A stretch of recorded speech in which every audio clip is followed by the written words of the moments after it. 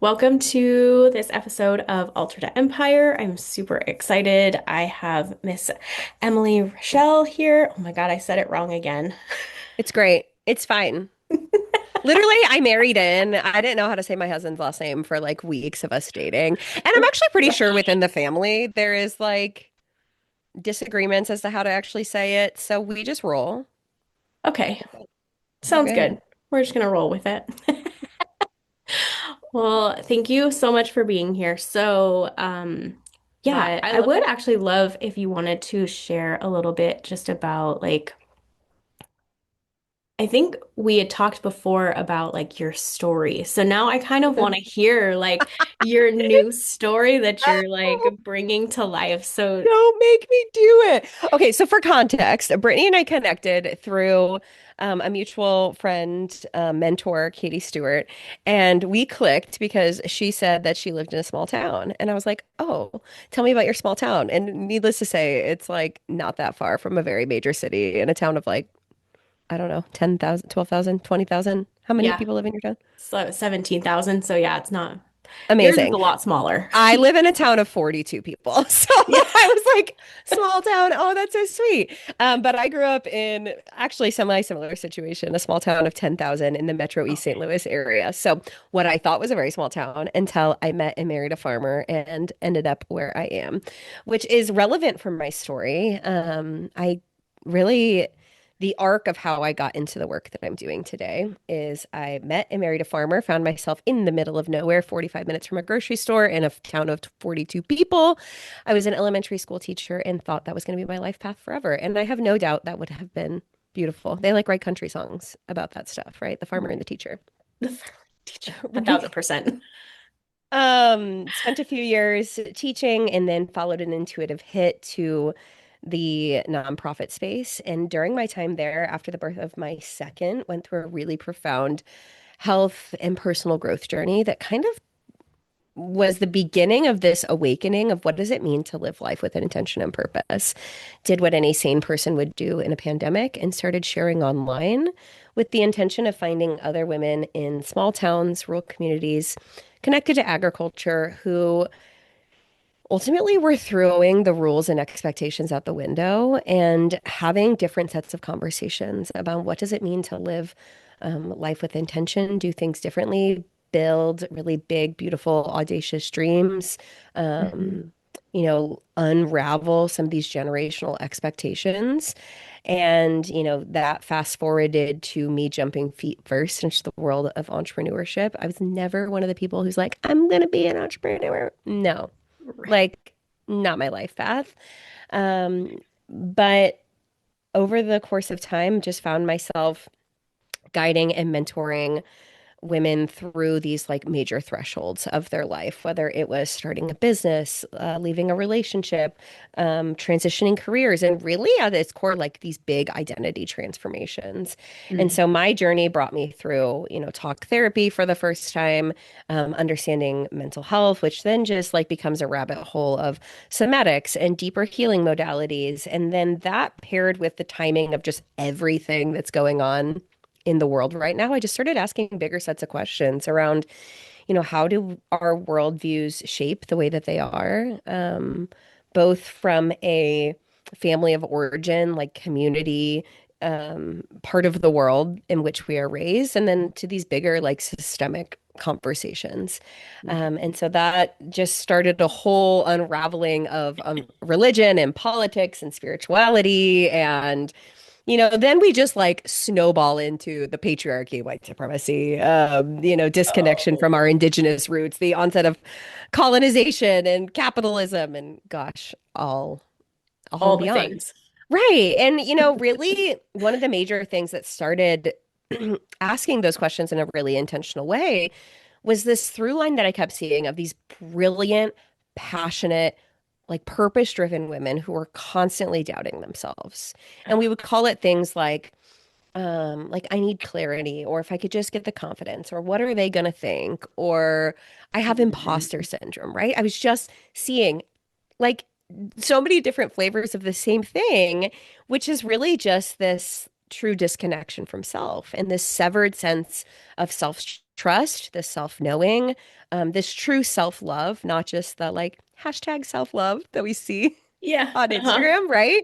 But this like genuine disconnected knowing, loving, and trusting of self. And so I just got really curious as to where that comes from on both a personal and systemic level. And now the work that I'm doing is really guiding women in rural communities and beyond through this very big identity evolution that I think a lot of women are being called into as this collective awakening and kind of these turning tides as we are watching so many things crumble in real time and like the Yes. last screaming of um I don't know, the patriarchy, whatever. I feel like we need like a better word for this like thing that actually encompasses everything. I But you agree. know, the women in my community are asking these questions and like holding up a mirror to like what are the expectations and rules and conditioning that I was handed? And is that true for me? Like, who am I at a soul level before the world told me who to be? What does that mean Mhm. for me as an individual? And you know, if we go back hundreds of thousands of years as women, um, and then how do I rebuild and reclaim my sovereignty and my identity that is rooted in, like I said, deeply knowing, loving, and trusting myself? And then ultimately, how am I rising into the leadership to like rebuild a better world? And whether that means self-leadership, whether that means in motherhood, in family, in communities, in real life, whether that means Mhm. you know, bringing that purpose online or into a business or into like a career. But it's a really messy journey to go through a radical identity evolution. There is a lot of, I mean, we were just talking about being in the Yeah. darkness and sitting in the death and the grief that comes with questioning everything I've ever known. And, you know, what does that mean for the parts of ourselves or relationships with our family or people that we've known for a really long time? What does that mean for our relationship with these systems that we were once a part of that felt like capital T truths? And now we're like, what is even real? It's incredibly Yeah. disorienting. And I think we have been really conditioned to like, what's the problem? What's the solution? Okay, I ask a question, now I know the answer. And in many of these journeys, it is messy and complicated, and there aren't a lot of spaces that can hold the nuance and complexity of that. Like, we feel like in order to talk about anything, we have to have it perfectly figured out. But when you're going through like a complete and total identity evolution, there is Mhm. so many parts of it where you need to just ask questions and speak and do it from a place of just trying to figure it out along the way. And so that's really the work that I'm doing in real time, which feels big Yeah. and important It's and so very timely. powerful. Mhm. Very powerful.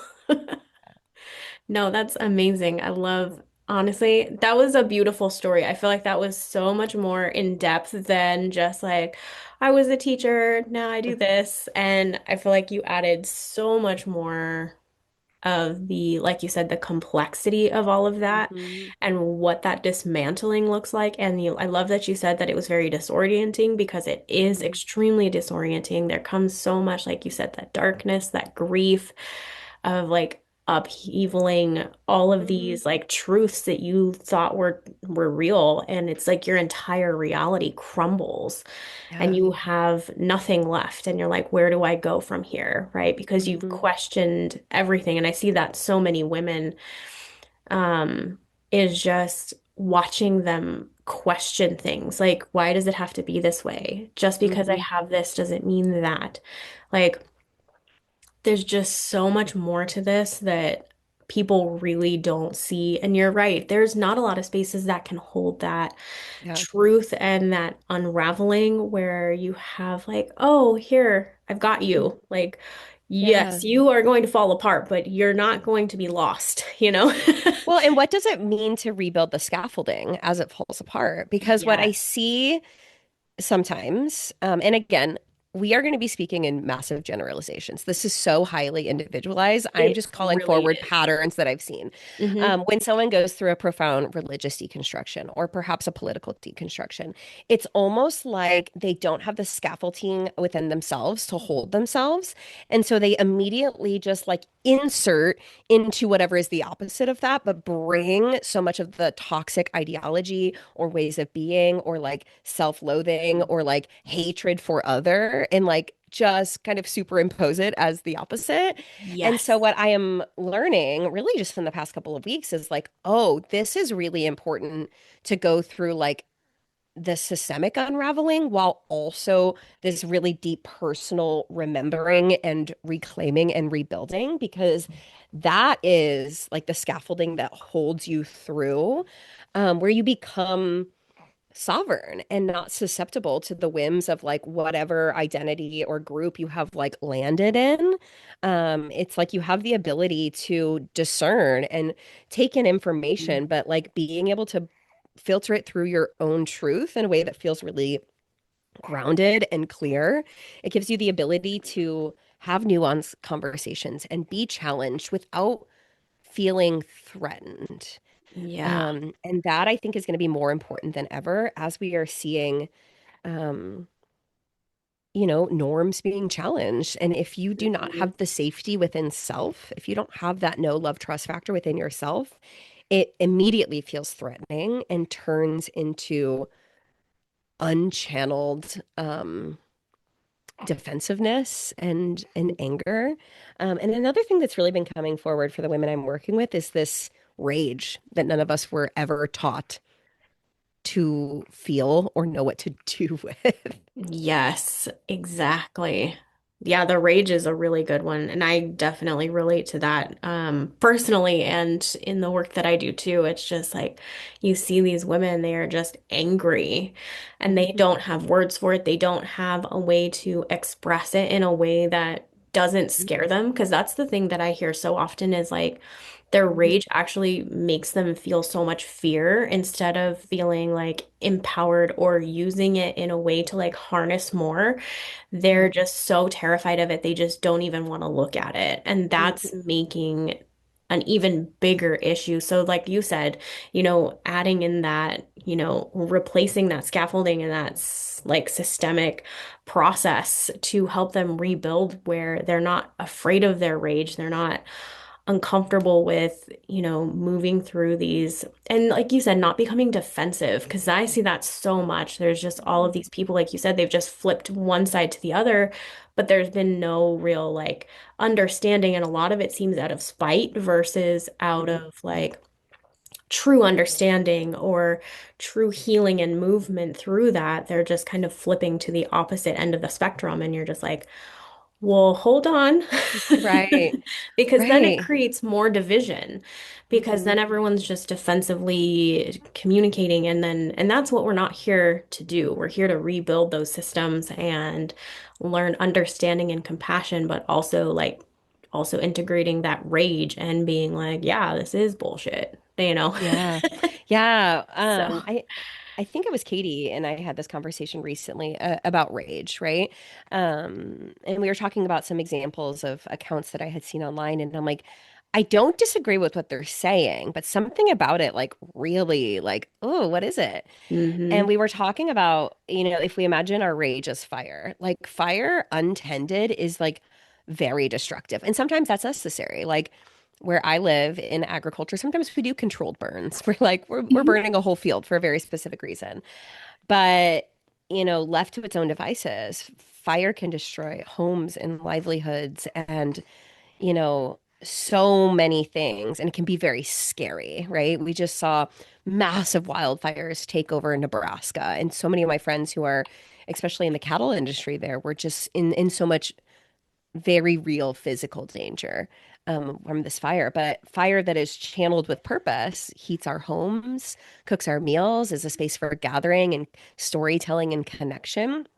And so, hmm as we're seeing these things happening around us and we feel the rage, like it's not a bad thing, but it's knowing how to hone and channel it to Yeah. drive forward the purpose or the mission or the vision or the change that we want to make without letting the fire like completely consume us as a whole and put us Yes. in this space of fear or passivity or just like unchanneled anger at everyone and everything. And Yes. that's like a whole new That thing. And that's a again, yeah. it comes back to like that being like really grounded and rooted. Mm-hmm. Yeah, absolutely. And I think that's where we definitely see where there that comes back to almost like replacing and rebuilding all of these systems, like not just within society, but like the internal structures, right? And Hmm. needing to have that so we don't, because that's, I feel like a deeper part of like the awakening that's happening is just this like rebalancing and Hmm. restructure of the internal. And then honestly, at some point, it's going to externalize in a Hmm. more, tangible aspect because it's going to be so rooted and grounded in all of us to have these more, healthy ways of accessing ourselves that it'll ripple out into the world. So, it's beautiful because every time a woman steps into her rage and she allows that, you Hmm. are impacting the world. Like all of that inner work is going to become tangible and is going to ripple into the bigger effects. So it's like that's something that I speak a lot to my clients with because a lot of them have the same, they're frustrated, like, Hmm. well, why do I have to build my business like this or why do I have to live like that? And the end of the day, it's like you don't. You Hmm. need to find a system that does work for you and you need to rebuild that internally and that Hmm. will flow out of you and it will be so much more unified because at some point, even if we have different systems internally, we'll find a collective system that handles all of it, right? Yeah. And I think that's so true. Like myself included, but so many of the women I work with like came into their adulthood in the workforce, like just wanting to make the world a better place, right? Like I went right. into public education knowing I was going to get paid like three pennies and totally bleed myself out. Um, and it's so interesting is like I can look back now and see how much of the work that I was doing in my earlier adult life was like trying to fulfill Mhm. um my perception of worthiness. Like if I can just help enough people, then I will be enough. Then I will be worthy of love. Then I will be worthy of praise. Then I will be, valuable as a human. And what's Yes. interesting is like as I've gone through this journey, personal growth, then mental health, then healing, then spiritual, it's like, oh, actually, we change the world by healing ourselves, by doing the internal work, by being, you know, asking the harder such questions, being willing to sit in the darkness and becoming so sovereign and full of self-trust and wholeness that then we are that lighthouse. We are the ripple effect that goes outward. Like a woman in her power cannot be contained. And so it's like inverting this Yeah. perception of like, oh, if I just do, if I self-sacrifice enough for everyone else, then I'm like helping everyone else. And it's like, I Actually, actually no. think we had it really backwards there. And it's like when you are so and it's like goes back to the like you can't pour from an empty cup. Yeah, we can. Moms do every day.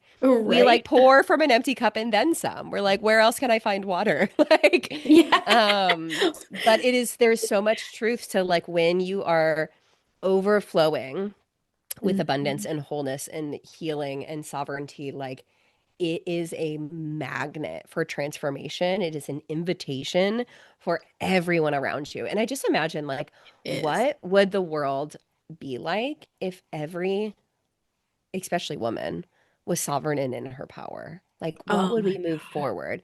What kind of conversations would we have? Like, what So, fear and just what would be eliminated if we weren't constantly reacting from these like yes. very um generationally like broken cycles of shame Yes. and And trying to play by the oppression. rule. Yes, and trying to play by the rule. Mhm. It's just like, Yeah, rules that man, we never even really liked or agree with or that don't support or uplift anyone. mm-hmm, mm-hmm. Because as much as like we can talk about the patriarchy, I'm not sure the patriarchy works for them either. Like, No, you know what I mean? If no. you think about it, you're like, Like okay, this it's is not benefiting all, right? This isn't mhm, even benefiting the few. This is just, we found some feudal system that works, but it doesn't mean that it's actually like functioning and uplifting society because obviously we are where we are for a mhm. reason. Like, Yeah. it's And I not, know that this is true everywhere, but the women that I primarily work with live in these small towns where it is like that times 1 million. It's like oh, I know. this is the rigid rules and expectations of what it means to be a good girl, a good mom. Like a good Hmm. farmer's wife, a good, like, it is like living under a microscope with all of these It is. spoken and unspoken rules. And I'm like, and literally, who is benefiting from this? Because it's Right. certainly not, the farmers who have a higher suicide rate than anything right now. Like, we are all upholding all of these, like, systems of control. And what's benefiting? Like, literally no one. And of course, it's going to be the work of the women doing the healing work that are like slowly taking it down. But Yeah. But we have to come back into our power before we're able to like efficiently and effectively move through some of this and also be able to hold that space for others.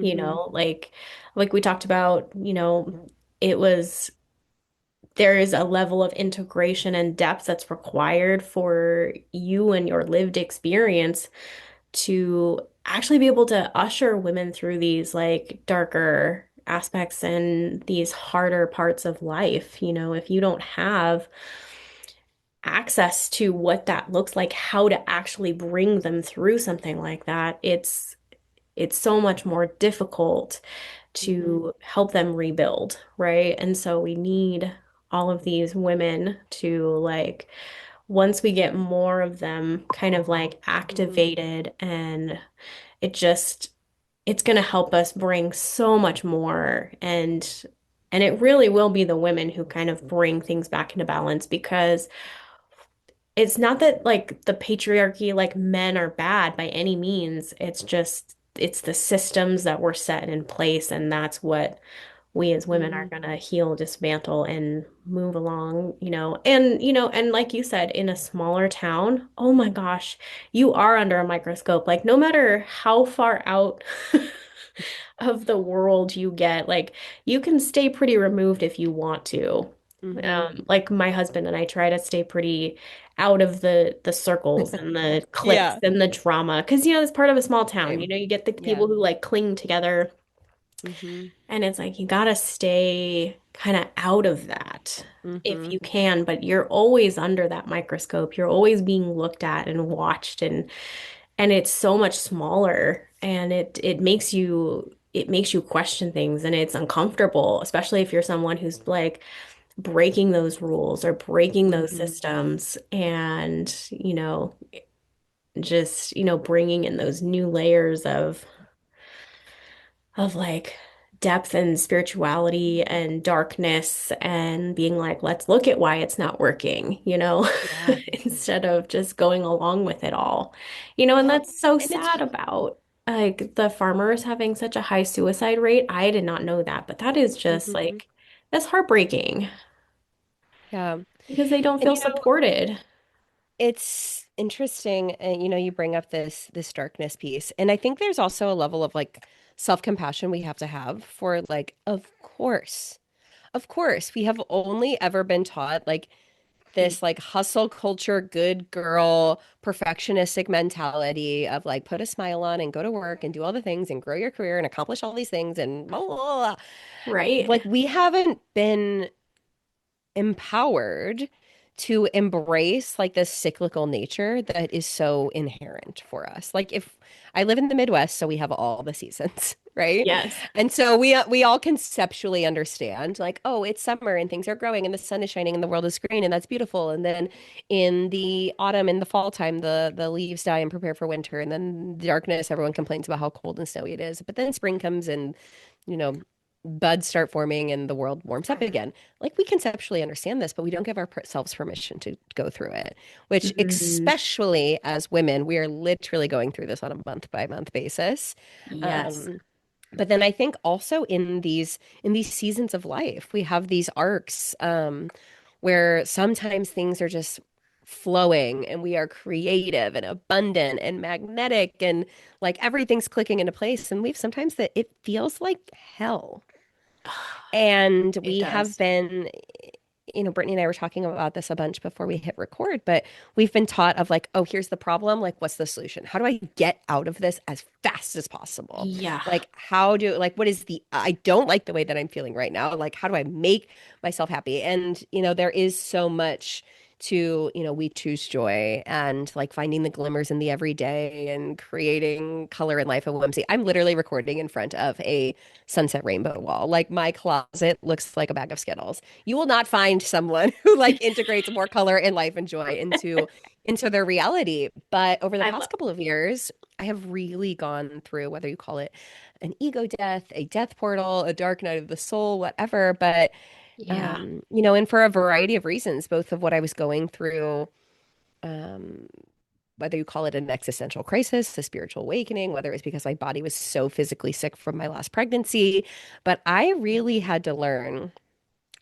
what does it mean to be in winter for a very long time and know that I cannot rush out of it. And I still have to find the glimmers. And yes, I have these other kids that I'm showing up for and trying to create magic and joy for them, but like what does it look like to sit in and befriend the depths of yourself? And that is not a journey that we have had historically modeled for us as of yeah, lately, right?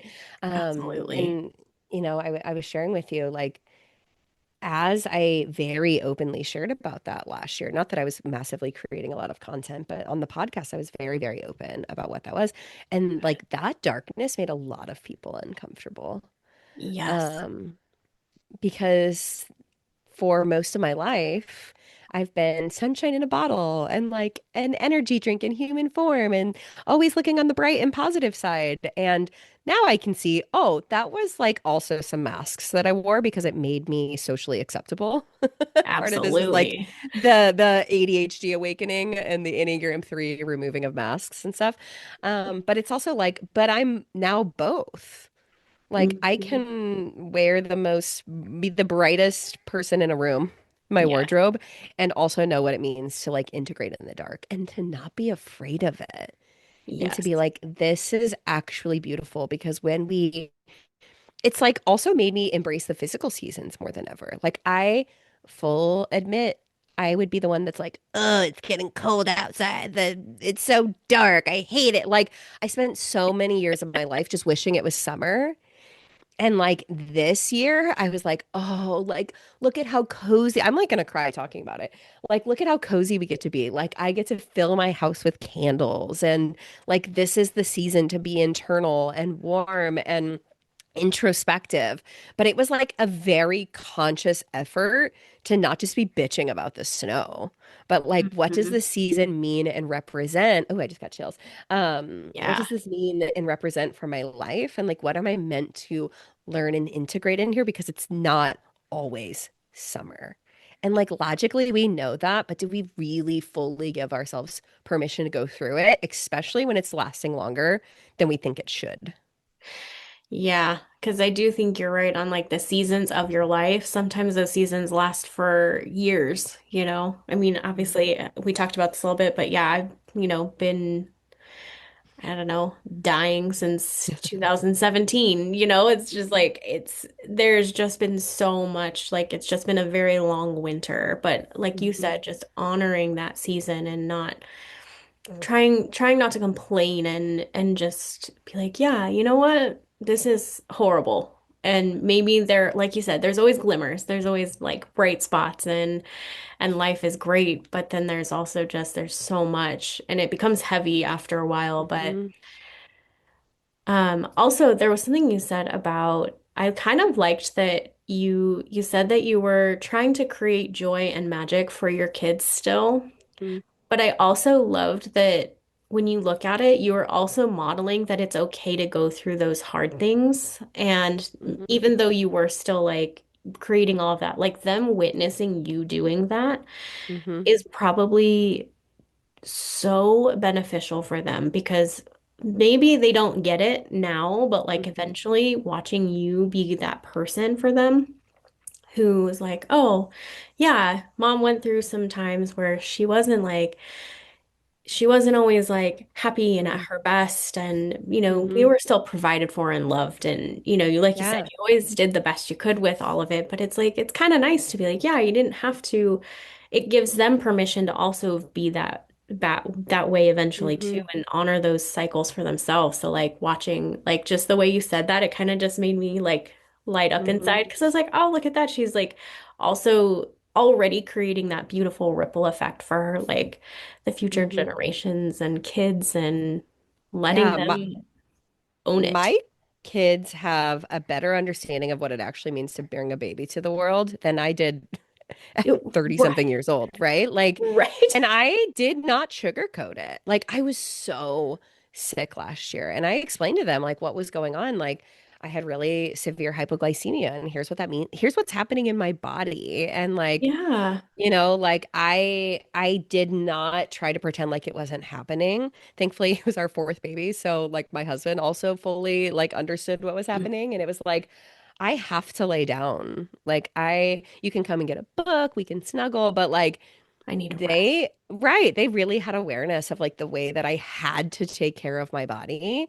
Um because of what was happening. And I think it was a really powerful, like you said, a lesson for them in like honoring the seasons and knowing it wasn't going to last forever. Hmm. Um, and like that is so many conversations that I have with women who are like aware and who are doing healing work or, asking questions and like really trying to parent differently than the way that they were raised. A Hmm. question that comes up all the time is like, oh my gosh, but like, what if I'm screwing up what if I'm screwing up my kids? What if I'm doing it wrong? What if I'm passing trauma onto them, I Part know. of it's like, yeah, because you're a human and they are also a human. But what I keep coming back to is like, I am modeling for them what it looks like to move through things. Like, my Yeah. two older kids have been working with like a behavioral like play therapist since they were in Hmm. preschool. And like now they have the self-awareness to know of like, oh, this is coming up or I'm struggling with this or this incident happened at school and I don't know what to do. Like they fully go in knowing what they want to work with her on. And I'm like, Oh, I love that. that awareness of like if something feels hard, like there are resources to support you and that life, like we don't have to pretend like the hard things aren't happening and just like push through and like suck it up, right? It's like there are always people and mentors and resources to support us in seasons and like nobody's perfect and life is not always going to feel perfect, but No. we are so loved and supported and like we'll always get through it together. And I'm like, if you are modeling for your kids what personal growth, what healing, what integration looks like you are doing so many favors for them that is setting them up to navigate Uh-huh. whatever they absorbed, whatever they're working through, whatever is going to Yeah. present themselves. Um, and you're showing them that they can come back and have those conversations with you in a way that a lot of adults right now don't feel like they can with their parents. And that's like the disconnect right there. That Totally. was like a whole side tangent. No, it was actually really perfect though, because honestly, I know so many of like, I don't have kids personally, and you know, a lot of the reason why I didn't have children was because I didn't want to extend any cycles to them. Like that was Yeah. part of it wasn't the only reason, but it was part of it. Mhm. And so, but if you really think about it, like what you said though, it's like that it's always going to be extended. Like, there's Mhm. nothing wrong with, having children if that's what you feel is correct for you and moving through all of that. Because honestly, it's a beautiful process. All my friends who have kids, I absolutely love them and I love their children. And I enjoy spending time with them and that's like so magical. But watching, but realizing too that the parents, like when you say like, but you're giving them the tools to like work through that, like that's the other half of it, and I think Mhm. that's something that many, like our generation and like the generations before, didn't have access to those tools. Like Mhm. they didn't have the self-awareness, they didn't have any of those tools to like walk them through. the inevitable, right? Because life Hmm. is hard. Life is going to throw curveballs at you. Uh, you're gonna accrue trauma. It's just part of life. Hmm. But having those tools and people and the support and the resources and the community, and it's less about like I have to figure this out on my own, and it's Hmm. like, hey, we're gonna figure this out together. Like just having that support. I mean, it's just such a beautiful transition to me. Like I can see that that shift is going to help the collective on in a much Hmm. larger scale other than just like the what you're actually doing for your children by Yeah. providing those situations for them. And I know this is a total sidebar, but it just made me really But I happy. but It I was think it's beautiful. connected because I just actually It recorded a is. solo episode about this. Hmm. Um, when it comes to like expanding beliefs or like, you know, even just looking at our family, we have aunts, uncles, cousins, grandparents who are on such a variety of belief Yeah, systems. right. And it is really important for my husband and I that we like give our kids the information and the context when they ask questions, Of but then course. constantly come back to like, what do you think? Like you can trust yourself and Mm. your beliefs will evolve. You can always take in all of the information in the world. It's important to ask questions to understand and to get really curious and to constantly be willing to grow and bring in new information. But at the end of the day, like you have to filter that through your inner truth. And at the end Absolutely. of the day, we are all out here trying to figure it out. Like, there is not one person who knows absolutely everything about anything. No. Like, and so what does it look like to hold compassion for people who might experience in the world differently than you? Like, how do Hmm. you get to the root of understanding as to like why that makes sense to them? Yeah. But not feel any obligation to like ascribe to any particular identity or belief system purely to find belonging because the belonging is within yourself. And like, Yes. what do you believe? What do you think? And it's Hmm. cool to have those conversations and watch their brains really think about it and evolve. And so often they like want an answer. And I'm like, well, here's what makes sense to me. Or maybe here's what I used to think. And here's the information that I learned. And here's kind of where I've landed on it now. But like, I hope that 5 years from now, like I believe an even more evolved version of that because I have evolved. Yes, And so exactly. it's like continuously putting like the power of discernment back in their Mhm. hands and like rebuilding that trust. Yes.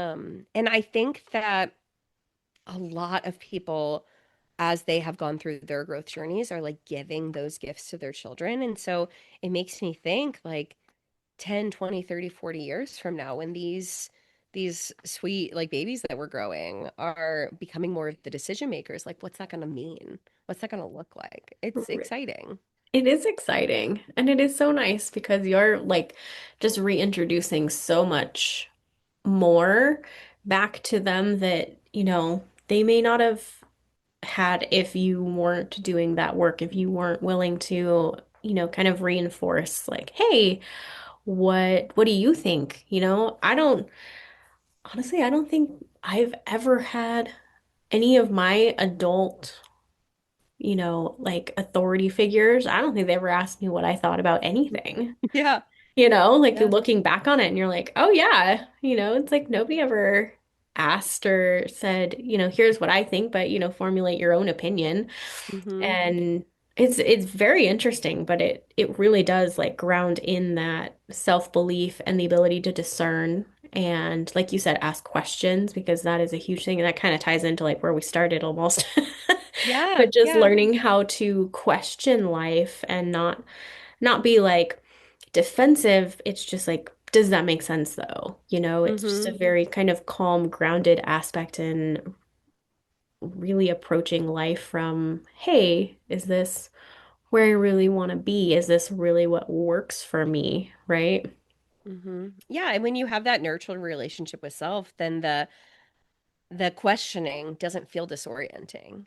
Because Mm-hmm. that's what's so hard. When someone's like going through that for the first time, it's like, oh my gosh, what is even true? And it can just feel like you're this like spinning top, right? Mm-hmm. Especially if you're starting to really ask questions of like, what has built your compass from a very young fundamental age. My husband's going through this right now. He was raised in like a very fundamentalist evangelical kind of situation, and Oh, he just did some work with one of my friends who does like intuitive therapy and energy work, and they were like cool. really untangling this like tether that like the core of his compass was attached to that he no longer intellectually believed anymore. And Hmm. so part of it is like really excavating on that deep level and like rebuilding so that when those things come up, they don't feel like that spinning top. Yeah, no, absolutely. Because it definitely does feel like a spinning top. That's a very good analogy. Yeah. Yeah, and I But definitely it felt that but to go many, back to the many times. seasonality, like it doesn't last forever. Like I Yes. just what day of the week is it? It's Thursday. 2 days ago, I had my last call for a group program called The Coven, where the whole intention was like walking through this journey of unraveling and remembering and reclaiming and rising, which is very cyclical, right? It's not this checklist. We Yeah. we love the checklist, but no, it's like this ongoing thing, and that's what my last call is always like a reflection back of like in what ways have you grown? What are you most proud of? What did you believe then, or what was so real for you then that is like different now? And Yeah, being able to exactly. hear, the reflections back even just 7 months ago of like, oh my gosh, like this felt so real, or I was struggling with this, or just this felt so confusing, or I was so angry about this, or this felt so disorienting. And like now to be in this totally different place. And it's like, in the moment, the questions they were asking or the conversations we were having maybe didn't feel significant, but over the course of time and intentionality is like, wow, like all none of these external things have changed, but like I'm fundamentally living in a different reality because I allowed myself to go through the journey and to be held and witnessed in the grief, in the rage, in the despair, in the joy, in the remembering, in the reclamation. It's really beautiful, like what can happen in a seemingly short amount of like 7 months in the grand scheme of things is not that long. Not really. Um, but like when you're in it, it can feel really hard, but like hard. The thing about seasons is they don't last forever. And Right. sometimes that's a few weeks, sometimes that's a few months, sometimes that's many years. But um, when we are willing to move through it, there's always another side. Hmm. Mhm. Absolutely. And it is that willingness to move through it, right? That kind of gets you. And not even just move through it fully, also just surrendering into what that looks like too, like adding Mhm. that layer of it. And you're like, okay, this is just where I'm at, and moving through Mhm. it with that kind of mentality and just the joy of like, okay, this is just where I'm at, even though it's probably not joyful 90% of the time. Yeah. Yeah. But no, I love that. That's perfect. Spring always comes. Yes, it does. It just might come a lot longer than you thought. And So, sometimes I think it's also releasing other layers of those shoulds too. Like spring might look different than it used to, but like what masks were you wearing the last time you felt spring? And mm, sometimes when you are very fully integrated, like, yeah, you're reaching down to further depths, but you also have access to greater joy. And maybe your mhm. baseline feels different, but it also might be more real than you've ever been before. Yeah, and maybe that maybe is a little unrecognizable because it's something you've never experienced before. So while it may seem daunting even, Hmm. there's actually, yeah, that's a fantastic point. I love that you said it like that because you're right. You do have Like, access I don't know that so I will much ever more. feel the way that I have felt in other seasons, but looking back, like they were fully masked seasons where I was living into everyone else's expectations. And I was Yeah. like significantly less aware, but also just kind of billowing. Mhm. And now I have like really integrated and rebuilt that relationship with self. And I do believe that my baseline is different, but like the range in which I'm able to experience the world is so different. And I am so much Mm, more rooted and I can access like different layers of pleasure and ecstasy and joy, while also holding the tension for everything else. Hmm. But that can feel so different. Um, when like your standard operating system before was like rooted in a totally different set of expectations. Absolutely. And so that makes a lot of sense too. And I think a lot of people use the past as reference points, Mm-hmm. and you almost have to obliterate that because you're not the same person you were in the past. And so you're right, the seasons will never feel the same, especially when you're walking through all of the, all of the deaths and the rebirths, and it will never feel the same. So you can't use those as reference points other than to be like, wow, look at how how Look at much how things far have I've grown. changed. And Yeah. like you said, and I like that you also brought up that you can access deeper levels of like pleasure and ecstasy, and Hmm. because that's something too that I think women especially don't allow themselves to desire and to enjoy Hmm. and to like actually find pleasure in like their life and what they're doing. Yeah. They're just on autopilot and they're just like, okay, this is just what I have to do. I have to take care of everyone. I have to do all of these things. And it's like, Mm-hmm. when was the last time you took time to sit and say, I'm just gonna do this because I feel like it, Yeah. because it makes me happy. And then watching those levels of that happiness and joy kind of become exponentially more than they ever used to be. Hmm. And I think most women don't even take the time to investigate that, right? Oh my gosh, that's like a whole nother podcast we could record about how Oh, right. like patriarchal purity culture has permeated every bit Oh, of society as we know it, whether or not you grew up in the church. Like a woman yes. in her power and pleasure is fundamentally wrong in the way Yes. that we've been taught. And it is so right if you think of like the It way we were designed to is. be. But there's something else that I wanted to touch on is like this is also, I believe, related to like the maiden mother crone energy. Like I will never go fully back to like the maiden energy where I'm like floating through the world and like, Right. but I think that's also like building the wisdom that like embodies that crone who's lived through it all, who's integrated it all, who's seen it all, and like speaks from a different place of truth and wisdom and has like let go of, some of the like flowery bullshit that we used to hold ourselves accountable to. And so, like, also thank goodness. Thank goodness that I'm not the maiden that I used to be. And not that I can't access her sometimes, right? But I think this Oh, is also part of the like very beautiful natural cycle of evolution as women. yeah. And like also using like honoring the gift of maturity, and Mhm. that's something that hasn't been really gifted to anyone in our society for years. It's just like you've had to stay this like young, innocent individual, and it's like there's so much more to different levels where you're like different levels of wisdom and understanding about what life is and how to move through it because they never got to because they just had to stay this like cute little pretty Mhm. innocent child in her foo-foo dress. Like that's not, you know, Which is a whole nother conversation that's around a whole purity nother culture conversation, but and like our standards that are rooted in like that. yes. Like why are we holding ourselves to the standard of like teenage girls? Like also ew. Right. Like I'm glad I'm not 18 anymore or 15 or any of those things. Like there's yeah, you're supposed to change. Like it's natural and actually it's pretty celebrated in men to change. Like, Mhm. they change, their hair color changes and that's fine, but we're supposed to be, in our 40s and our 50s and still look like we're 20. And you're like, Yeah. that's not how Hmm. that works. Like it has Hmm. to work for everyone.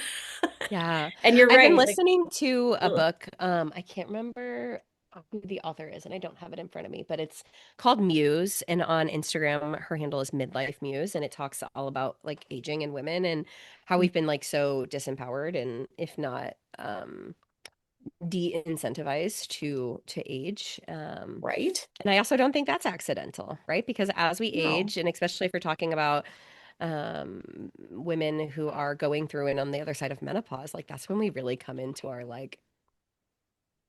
Yes. no fucks given rage and wisdom and Yeah. power. And like if we celebrate that, then we are allowing women to be in their power.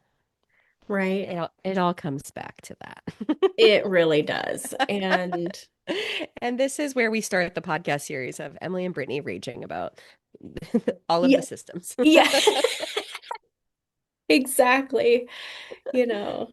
And it's funny because there's actually like so many people I think that are actually in denial of any of this happening. And I can say that I was for a long time. I was like, oh, they wouldn't do that. Like, Yeah. you just like kind of hope that that's not the truth. And then you're like, but you have to look at the reality. And I think some of that is like moving through those different stages, right? The, maiden, crone and everything. And the mother, you're just like, you have to be able to move through those to see what was actually happening. And it just opens your eyes to reality. Right. Well, and I also think like I also give so much compassion to all of us because we Hmm. have all just like unanimously co-created it together because we didn't know any differently. Right. Right? This is not like someone just one day was like, let me implement all of this. Like, this took thousands of years to form and thousands of years to evolve. And, like, I think just now we're seeing on like a major scale of like pushback and questioning and like reimagining of what it could look like on the other side. But I also think that's going to take many generations to form. Yeah, I And think that so has too. been like a big permission slip for me too. Like I kind of had this panic of like, how do I fix it all right now? And it's like, oh, maybe that's not the point. Maybe the point is to like go through this journey for myself, let that be a ripple effect to other women to go through the journey for themselves so that our daughters and our granddaughters and our great granddaughters can like continue the work forward to like rebuild the arc of humanity. Like, I Hmm. don't think we're going to see the fruits of this in our lifetime. And like, what if that's not a problem? Like, what if that's Right. What just if that's the role okay? that we're meant to play right now, you know? That's It's like fighting against this like instant gratification culture that we have. hmm But if we look over like hundreds of thousands of years of humanity, like things took hundreds of thousands of years to form and reform and change, like evolutionary. So hmm like all we have to know is that like we are doing the work within ourselves and being the ripple effect to guide other women through their journeys and like letting that impact our families and our communities and beyond. Absolutely. I think that's exactly right. And just perfect. And yeah, we should probably end here because I We'll feel go like on you to and any I more could just, tangents. yeah, we could just talk forever probably, which I love. So, but no, that's perfect. And thank you so much for being on here. And yeah, and just I will link Emily's information so you can go follow her if you resonated with what she was Yeah. talking about in her work. So Yeah. I'll link her Instagram. If you want to And go down these 2000 rabbit holes with me, I have 4 years worth of podcast content where you can watch in real time as I started unraveling, asking bigger questions, like getting more comfortable with speaking the truths that I was discovering. I think it's like fascinating for me to have this like living document of and you can see all the threads all the way through, but just my own deconstruction in every sense of the term and like the safety that I was creating within myself to like expand what I was sharing and exploring. It's pretty cool. So absolutely. podcast is called Wild and Waking. Come check it out. Yeah, I know. It's beautiful. I've dove into a few episodes, so I'm excited. And I know you sent me another one, so I can't wait to watch that one too. So, Yeah. Well, yeah. thank you. This was Uh, wonderful. Thank you Thank for you. inviting I me. appreciate it. And yeah, so we will see you all in the next episode. Thank you guys for being here.